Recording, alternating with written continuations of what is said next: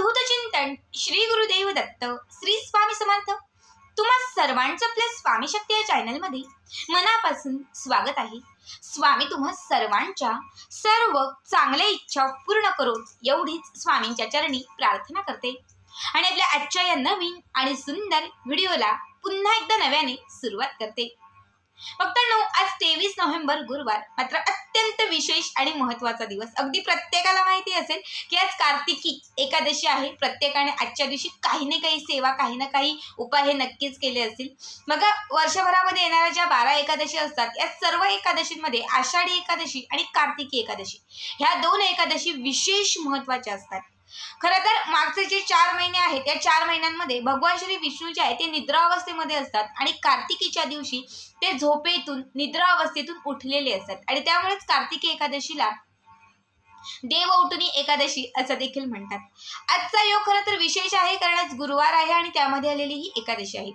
आजच्या दिवशी करायचे बरेचसे उपाय मागच्या काही व्हिडिओमध्ये तुम्हाला सांगितलेले आहेत, मात्र आत्ताच्या या व्हिडिओमध्ये मी तुम्हाला आजचा एक विशेष महत्त्वाचा उपाय सांगणार आहे। हा एक उपाय तुम्हाला तुमच्या घरामध्ये लक्ष्मी प्राप्तीसाठी, घरामध्ये लक्ष्मी कृपा होण्यासाठी, अखंड लक्ष्मी स्थिर होण्यासाठी, घरामध्ये असलेले जे दारिद्र्य आहे हे दारिद्र्य संपण्यासाठी, घरामध्ये प्रत्येकाची, घरात अगदी पती असतील, मुलं असतील, तुम्ही स्वतः असाल, सासू सासरे, या प्रत्येक व्यक्तीची भरभराट होण्यासाठी, घरात बरकत येण्यासाठी हा एक उपाय आज सगळ्यांना करायचा आहे। उपाय जास्त मोठा नाहीये, फक्त संध्याकाळी जो दिवा लावणार आहात या दिव्यामध्ये तुम्हाला अशी एक गोष्ट घालायची आहे, जी गोष्ट घातल्याने तुमच्या घरामध्ये भगवान श्री विष्णूंचा आशीर्वाद प्राप्त होईल, माता लक्ष्मीचा आशीर्वाद प्राप्त होईल। ज्या घरात भगवान श्री विष्णू आणि माता लक्ष्मी या दोघांचाही आशीर्वाद असतो, त्या घरात माता लक्ष्मी जी आहे ती नेहमी स्थिर अवस्थेत असते। म्हणजे बऱ्याच वेळा काय होतं, घरात लक्ष्मी येते, लक्ष्मी कृपा होते, मेहनत कष्ट करून पैसे येतात, पैसा मिळवतो, पण तो पैसा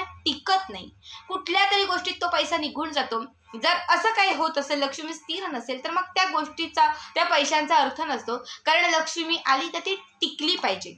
अगदी महिन्याला 20,000 कमवत असेल, महिन्याअखेरीस 8, 10, 5,000 आले तरी खूप आहे, पण महिन्याला 20,000 येतात ना, 4 दिवसामध्ये ते सगळे पैसे निघून जातात, मग ती जी लक्ष्मी येते तर त्या लक्ष्मीला काही अर्थ नसतो। त्यामुळे लक्षात घ्या, जेव्हाही लक्ष्मी प्राप्तीच्या काही सेवा करत असाल, लक्ष्मीला आकर्षित होण्यासाठी काही सेवा करत असाल, त्या प्रत्येक वेळी लक्ष्मी स्थिर होण्यासाठी काही विशेष उपाय तुम्हाला करायचे आहेत आणि यातील एक महत्त्वाचा उपाय मी तुम्हाला आता सांगणार आहे। मग आज सायंकाळी, म्हणजे ज्याला आपण सांज वेळ म्हणतो, लक्ष्मी येण्याची वेळ म्हणतो, 6:30 नंतर हा उपाय तुम्हाला करायचा आहे। बरेच लोक जे आहे ते सकाळपासून संध्याकाळपर्यंत एकच दिवा ठेवून देतात। खरं तर दिवा हा अखंड पेटता असावा, दिव्याची वात, ज्योत जी आहे ती अखंड तेवत असावी देवघरामध्ये। मी तुम्हाला बऱ्याच वेळा याच्यावरती सांगत असते, आता त्याबद्दल जास्त काही बोलत नाही।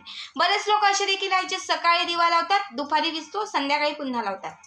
तर जे लोक सकाळ संध्याकाळ एकच दिवा लावतात ते देखील संध्याकाळी याच दिव्यात हा उपाय करू शकतात, किंवा जे लोक सकाळी संध्याकाळी वेगळा दिवा लावतात तर तुम्ही संध्याकाळी याच दिव्याचा, म्हणजे संध्याकाळी वेगळा लावणारा जो दिवा आहे त्या दिव्यामध्ये देखील हा उपाय तुम्ही करू शकता।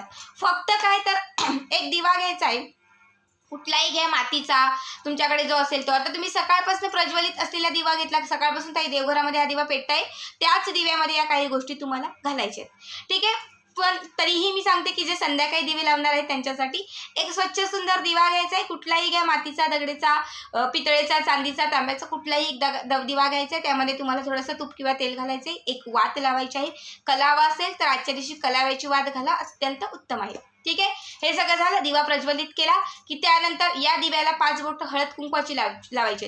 कुठलाही उपाय करत असताना, इच्छा प्राप्तीसाठी किंवा कुठल्याही गोष्टीसाठी, कुठलीही सेवा करत असताना लक्षात घ्या, जेव्हा जो दिवा तुम्ही लावता त्याला हळद कुंकवाची बोटं ही लागलीच पाहिजेत।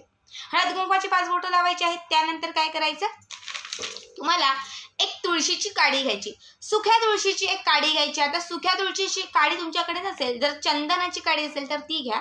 सुखी तुळस पण नाही आणि काही चंदन पण नाहीये, तर तुमच्याकडे चंदनाची पावडर असेल, चंदन, ओलं चंदन जरी असेल तर त्यातलं थोडंसं चंदन तुम्हाला काढायचं आहे आणि या तेलामध्ये तुम्हाला घालायचंय।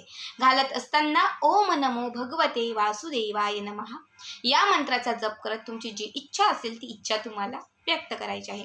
हे करून झालं की त्यानंतर काय करायचं, एक वाटी घ्यायची छोटीशी, एखादा द्रोण असेल तो घेतला तरीही चालेल। या वाटीमध्ये तुम्हाला 15 पिवळी चण्याची डाळ ठेवायची. 15 म्हणजे एक एक जो दाणा अखंड किडलेला तुळलेला मुळलेला अजिबात नको, व्यवस्थित असणारा एक एक चण्याचा डाळ जे असते ती चण्याच्या डाळीचा दाणा तुम्हाला घ्यायचा आहे. एक एक सेपरेट असे 15 दाणे तुम्हाला घ्यायचे. ठीक आहे.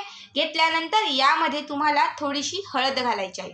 थोडीशी हळद आणि थोडंसं तुम्हाला याच्यावरती पाणी शिंपडायचं आहे.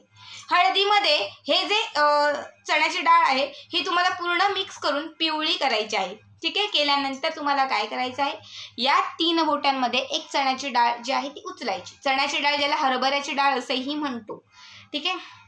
एक चण्याची डाळ तुम्हाला अशी 3 बोटांमध्ये उचलायची आहे आणि उचलल्यानंतर तुम्हाला ती त्या दिव्यामध्ये टाकायची आहे. दिव्यामध्ये ही चण्याची डाळ टाकत असताना तुम्हाला व्यंकटेश स्तोत्र म्हणायचं आहे. लक्षात घ्या, 15 दाणे घेतलेले आहेत. एक दाणा घेतल्यानंतर पहिली जी ओवी आहे ही पहिली ओवी म्हणायची, म्हटल्यानंतर हा दाणा टाकायचा. दुसरा दाणा उचलायचा, दुसरी ओवी म्हणायची, दुसरा दाणा टाकायचा. तिसरा दाणा उचलायचा, तिसरी ओवी, तिसरा दाणा. चौथा दाणा उचलायचा, पुन्हा चौथी ओवी म्हणायची, पुन्हा चौथा दाणा त्याच्यामध्ये घालायचा. पुन्हा 5वा दाणा उचलायचा, पुन्हा सेम त्याच पद्धतीने ही 5वी ओवी आणि तो घालायचा. असे 15 ओव्या असतात बघा, 15 ओव्या असतात आणि 15 तुम्ही दाणे घेतलेले आहेत चण्याच्या डाळीचे, ते बरोबर 15 संपेपर्यंत तुमच्या ओव्या देखील संपतील. संपून झाल्या की त्यानंतर दोनही हात जोडून माता लक्ष्मी आणि भगवान श्री विष्णू आपल्या घरामध्ये स्थिर होण्यासाठी, आपल्या घरामध्ये कृपा करण्यासाठी, आपल्या घरामध्ये अखंड लक्ष्मीचा वर्षाव करण्यासाठी, तुमचे जे काही प्रॉब्लेम असतील, संकट असतील, धनासंदर्भात, आरोग्यासंदर्भात, घरातील सुख समृद्धी संदर्भात कुठल्याही, तर त्या सगळ्या तुमच्या ज्या इच्छा असतील त्या इच्छा तुम्हाला तिथे व्यक्त करायच्या आहेत आणि हा जो दिवा आहे तो रात्रभर तुम्हाला तिथे पेटत ठेवायचा आहे.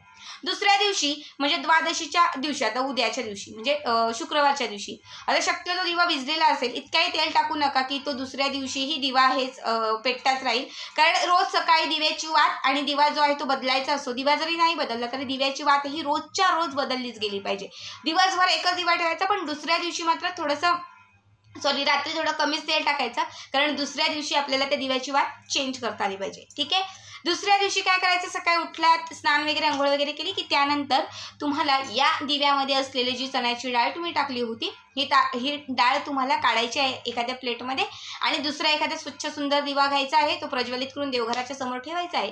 काढलेली जी चण्याची डाळ प्लेटमध्ये तुम्ही घेतलेली आहे त्यामध्ये गुळाचा खडा ठेवायचा आहे आणि चणा डाळ आणि गुळाचा जो खडा आहे तो घेऊन कुठल्याही गोशाळेत जायचा आहे. गोशाळेत जा किंवा तुमच्या आजूबाजूला कुठेही गाय माता असेल तिथे तुम्हाला जायचं आहे आणि तिला ही चणा डाळ आणि हा गुळाचा खडा खाऊ घालायचा आहे. तुमची जी इच्छा असेल ती इच्छा व्यक्त करत तुम्हाला हे सर्व करायचं आहे. समजा गोशाळा नसेल, गाय माता नसेल तर मग घाबरू नका. तुमच्या आजूबाजूला कुठे पशु पक्षी असतील, अगदी कुत्रा वगैरे असेल तरीही चालेल, तर त्या प्राण्यांना तुम्हाला चण्याची डाळ आणि गुळाचा खडा खाऊ घालायचा आहे. बघा, हा एक उपाय तुमच्या आयुष्यामध्ये बरकत आणेल, तुमच्या घरात असलेले दारिद्र्य संपवून टाकेल, घरामध्ये उन्नती व्हायला सुरुवात होईल, धनधान्याचा वर्षाव व्हायला सुरुवात होईल, प्रत्येक क्षेत्रात यश मिळायला लागेल. अत्यंत साधा सोपा उपाय आहे आणि जर तो एकादशीच्या दिवशी केला तर तुम्हाला त्याचा अधिक पटीने लाभ घडेल. खरं तर चण्याची डाळ आणि गुळ जे आहे ते गोमातेला खाऊ घातल्याचं पुण्य खूप जास्त असतं. एकादशीच्या दिवशी खरं तर एकादशी द्वादशीला आपल्याला ते गायमातेला खाऊच घालायचं आहे. जेव्हा अभिमंत्रित करून तुम्ही दुसऱ्या दिवशी गायमातेला खाऊ घालाल तेव्हा 33 कोटी देवांचा आशीर्वाद तुम्हाला प्राप्त होईल. तुमची आणलेली इच्छा, आरोग्य जे काही असेल ते सगळं काही तुमच्या मनासारखं घडेल. बघा, हळद ही लक्ष्मीला आकर्षित करते, हळद ही धनाला आकर्षित करते. पिवळ्या चण्याची डाळ जेव्हा त्या हळदीत बुडवून तुम्ही आज जेव्हा दिव्यामध्ये घालाल तेव्हा त्या क्षणापासून तुमच्या घराकडे पैसा आकर्षित होईल, लक्ष्मी आकर्षित होईल. आज जर तुमच्या घरात लक्ष्मी आली तर आयुष्यभर तुमच्या घरात आलेली लक्ष्मी स्थिर होईल. लक्ष्मी प्राप्तीसाठी, लक्ष्मी स्थिर होण्यासाठी विशेष उपाय आहे, त्यामुळे प्रत्येकाने नक्की करा. आजचा हा व्हिडिओ कसा वाटला कमेंट करा आणि तसेच पुढचे व्हिडिओ पाहण्यासाठी चॅनलला सबस्क्राईब करा. भेटूयात पुन्हा एकदा अशाच एका नवीन सुंदर आणि छान व्हिडिओमध्ये. तोपर्यंत सर्वांना धन्यवाद. श्री स्वामी समर्थ. जय जय स्वामी समर्थ.